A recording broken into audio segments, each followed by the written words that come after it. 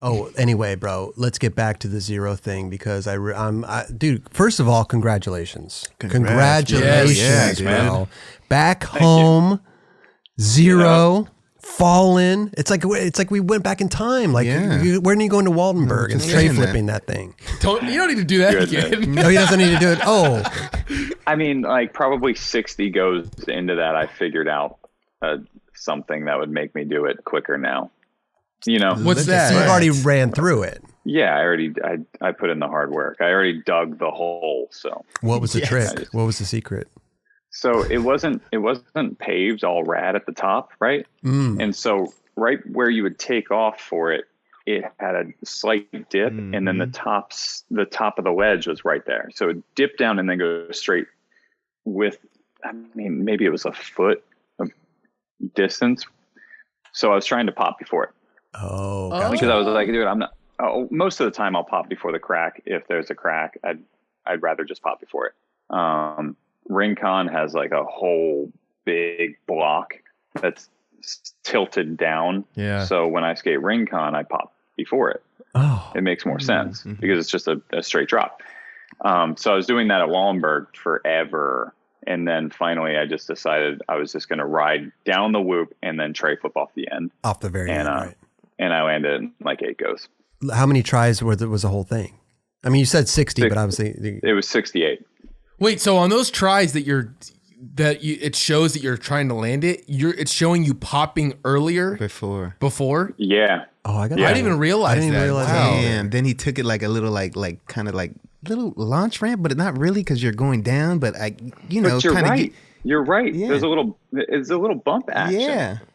Wow. Dude, just to pop before anything, that foot's a foot, you know? Yeah, well, but especially since Wallenberg, I think is like 17 feet or 19 feet or something. It's like super duper long. Wait a minute, man. 68 tries, dude? How does your body even how do you even do that? That clip was insane because of that. You kept falling over and over and over. You're like, dude, this guy's... First of all, how old were you? I was 23. But still, that's a battle in itself. 68 times down that thing, bro. Yeah. Oh yeah, it wasn't cool. And you know what? I'm happy because I'm like, look what I've done in my life. But I can't remember most of the things I've done in my life because of the things that I've done in my life. That's amazing. So like, I need to have people around to be like, hey, remember that time that you did this thing? Because the memory is probably somewhere floating around, but it's like the filing cabinet's been pushed over, and I just need somebody to point in a direction, and I can find the file, and I'll go, here it is, and I remember the thing. Clarify this for me. Please clarify this. Yeah. Shit. The most embarrassing thing that ever happened to me, Chris, was I needed a clip for a video. I don't even remember what video it was. I don't remember, and I said, oh, wait, I have this clip at the beach. I have a clip. I called Ty, and I said, Ty, you have that clip of me doing a 5-0 grind, heel flip shove out. And he was like, yeah, that was in Yeah Right. And I was like, oh, sorry. I gotta go. It was the most embarrassing. Like, I had no idea. You didn't even remember. Didn't even remember what it was. I thought it wasn't never used. That's embarrassing. Calling the filmer and the filmmaker to get the clip that was in his... That's impressive, Chris.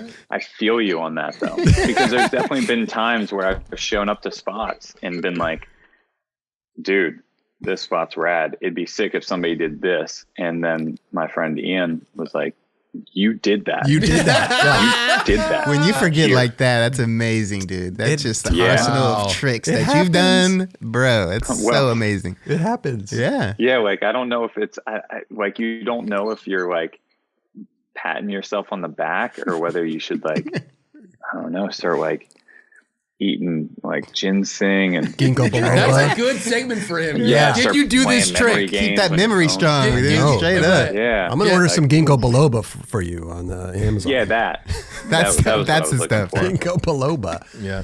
Yeah. 68 tries down Wallenberg, bro. That is a feat. Fuck yeah. That is a feat. But then to actually figure out like what I'm going to go about it this way now. I'm going to try it this way. And then in 8 tries, boom. But that's how, I mean, that happens a lot in skating when you're battling a trick, but to do it on that obstacle must have been unreal. Because that happens, and then to like, change it up like that too. Totally. Yeah, changing it up and the fine tuning, I think, is why we all really got into skating and why we all like it. And a lot of us have that in a lot of other places in our life. Like we have that engineering brain, and it's like science, right? Like you have a hypothesis and you test the test, you gather the information, you alter the test, you test it again, gather that information against the other information, keep it going. And that's what we all really liked about skating. Yeah. You know, that's what we still love doing. So hard to do when you're just emotionally distraught trying a trick, though, is trying to figure out. That's right. Because then I tried that. No, that didn't work. I tried that. That didn't work. It's tough. It's a battle.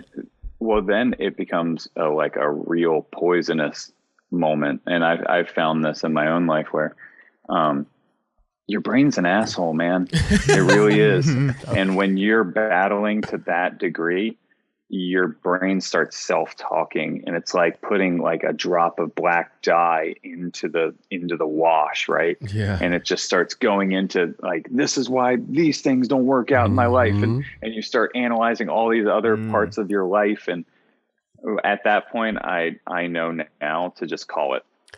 You're done. Totally. I'm done. Like, right. Once I start thinking about other things in my life and analyzing and kind of going down like a depression spiral in the middle of a trick. Oh yeah. I know it's not the trick. It's beyond this that. is my brain being an asshole, and I need to back. It's like, that's when I lost. Like, I'm thinking way too much right now. Yeah. Yeah. Where you're like, how do I get out of this? That happens a lot in skating. For sure. That's why we're mental.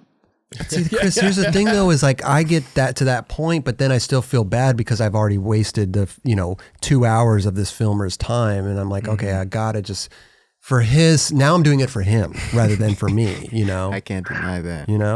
Dude, I feel you so hard on that. Oh. I remember, I would always try to make sure that I got my trick as much as I possibly could. And I remember the first couple times that I went out and didn't make the tricks, and I was like tripping, like properly tripping. This dude hates me. He's never going to want to film with me again. Yeah. Like, meanwhile, he has like an arsenal of fucking clips. Like, dude, come on, give me a break.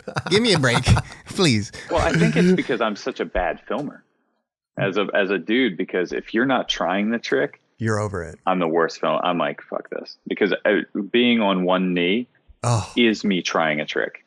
That hurts. And bending kneeling down and trying to get that angle. And then if they like just kind of kick it out, I'm just like, all right, you call me when you're ready. I'm done with this.